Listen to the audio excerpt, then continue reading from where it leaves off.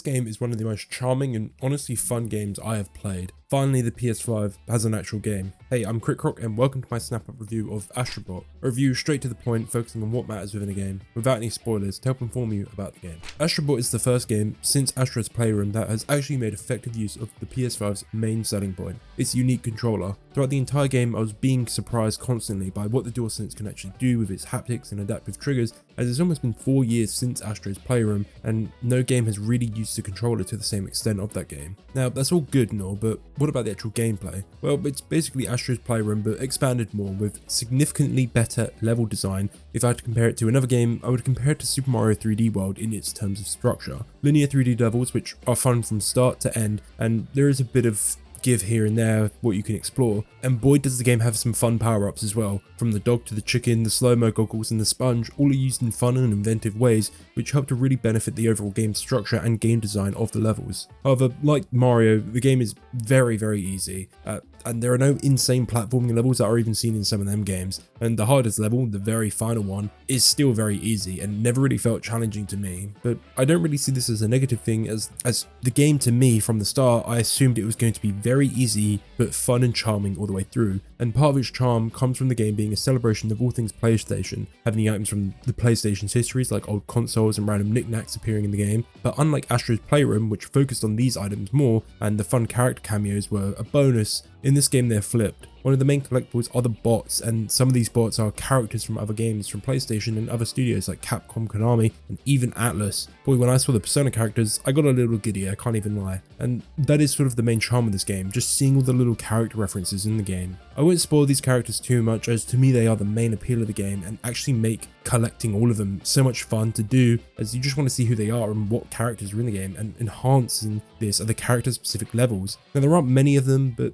after you beat each main boss in each zone or galaxy, I guess, you get access to a character specific level. These levels are specifically about PlayStation characters and recreate part of the game that they are referencing to, the gameplay and their world as well. The example I'll give is the God of War one, allowing you to wield the Leviathan axe and engage with some puzzles mirroring those found in the God of War games, and even have something like the funny crow side objective in this level. And it's really cool to see all the other games that they reference do this. It's just a lot of fun. And of course, these are done for a couple other iconic PlayStation characters. There's not a lot. I wish there was more, honestly. I would love to have more levels like this, but there's enough of them and they're spaced out enough that it makes them feel very special. The story is obviously simple. It's a basic platformer. A guy robs you and you go get your stuff back. It's very simple, but it's fine for the game and what it needs. There is one moment that just comes out of left field and actually made me feel something other than joy playing the game. If you beat the game, you know what I'm on about, but the story is there just to give you an excuse to go to all these different worlds and explore the gorgeous locations that the game has. The visuals are genuinely one of the best things about this game.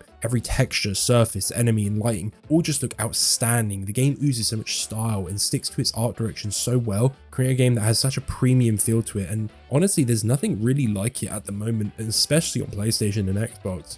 The game's music is also super fun, with some serious bangers in my opinion, and of course the SSD part does return from Astro's Playroom, but something I noticed that a few of these tracks were reused quite often. The first worlds normally of each galaxy have the same song, and this is repeated 5 to 6 times in the game. There's nothing wrong with it, but it makes certain levels blur together because having unique music is one of the easiest ways to make levels stand apart. Nothing bad, all the music's good, but it's very clear that they kind of reuse some of the music and it kind of makes some of the levels blur a bit. That's the only complaint I really have. Content wise, the game is really short. With me playing the game, apparently according to my PlayStation's statistics, I spent 6 hours of the game, which does seem wrong to me. If I had to put a number on it, it'd probably be around the 10 to 12 hour mark. It took me 3 nights of playing the game. The first night was a short play time, second night was a longer play time, and the third night was a short one. So about 2 full sort of sessions of playing at about 6 hours. So probably about 12 hours in total to fully 100% beat the game. I've collected every single item in the game and platted the game. So if you're not going to do that, you could probably get it down to about 8 hours, honestly, because I actually had to replay a few of the missions because I missed certain items here and there, and also I had to grind a little bit to get some of the leftover coins to get everything out of the gacha machine. But kind of think this is where you're meant to play the game. It is a collectathon with loads of items, outfits, bots, and puzzle pieces that you have to collect, even colors for your little controller ship, and I kind of see that as the charm, is actually collecting these items. I feel like if you're just playing the levels, you're kind of only getting half the experience, because these levels can be blitzed in about 2 minutes, but if you actually take your time and looking around for stuff, it can kind of extend levels to even 10 minutes long, which I think is a very good thing, and actually it makes the game so much more fun to play. And obviously with the collecting items, you have the gacha machine, which you can get items for, like I just mentioned, the outfits, ship colors, stuff like that, but also items for the bots you collect, which is sort of half of the game. You collect the bots and then they go into your sort of hub world, and then you have to collect items from the gacha machine, which then allow you to interact with these bots, and they have a cool little animation that sort of references their games. It is so charming, and it's what makes the game so fun to me and a joy to play. Okay, let's give it a Croc rating.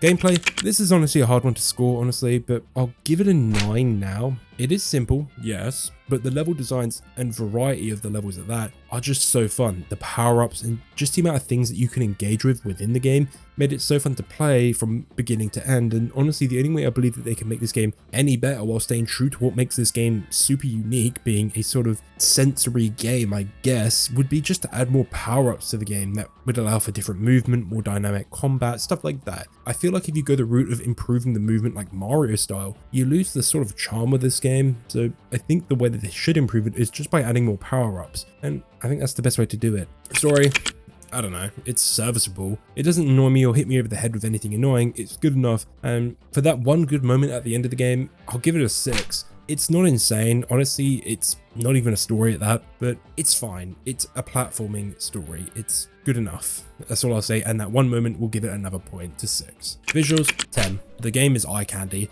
and has a really nice style to it that I appreciate. The animations, textures, lighting, everything. It's all top-notch stuff, and honestly is probably one of the best looking games Sony has made for the PlayStation 5. I know it's not fidelity wise the most realistic looking game, but just everything, the way it looks, the style of it, it just has so much character and I love it so much. Content, again, the game is short, but again, I'm satisfied with the game's length after 100%ing it, but I could see how people would have a problem with it, and there isn't actually a lot to the game, and even I was surprised at how short it was. So I guess a 7. With all the collectibles, I'd say an 8, but I feel an 8 is too high, honestly. So the game needs more levels at that. So let's go over 7. I think that's fair, and it's good, but there's no insane amount of content in the game. If you want a comparison, the game has basically 6 worlds from a Mario game, but even these worlds are shorter than a world in Mario. Each world has 5 main levels with some side levels at that, sort of like the fun bits in Super Mario 3D World, and I really do think they took inspiration from 3D World for just the overall structure of the game. There is only 5-6 worlds in total, and that's it, so there's not really a lot to this game. Music, 10. I love a lot of these tracks in the game, and they have so much character and enhance the actual game so much. The game has its own style and sort of sound to it, and I just love it, and all the little voices in the music, it's just so fun. I love it so much. Calculating the final score, we get a 42 out of 50, or a 4 out of 5 game. Honestly, I would recommend this game to anyone that just enjoys games, especially older classic PlayStation titles, as you'll get a kick out of all the references in the game. But even then, the game is just a cool experience and a fun platformer, and it is very charming. I would recommend it at its current price if only you go for the full completion route. If you get every collectible and get the platinum trophy, I would recommend buying this game at full price. If you're not going to do that, I'd honestly wait for a discount. Honestly, this game is something that you need to do everything to feel satisfied with the game, and if you don't do that, you'll honestly feel like it sort of lacks and is missing something. But honestly, please support this game so PlayStation makes more games like this, and not a game like fucking Concord. I don't want another game like that. Anyway, that's all from me. See you around. Crocodile.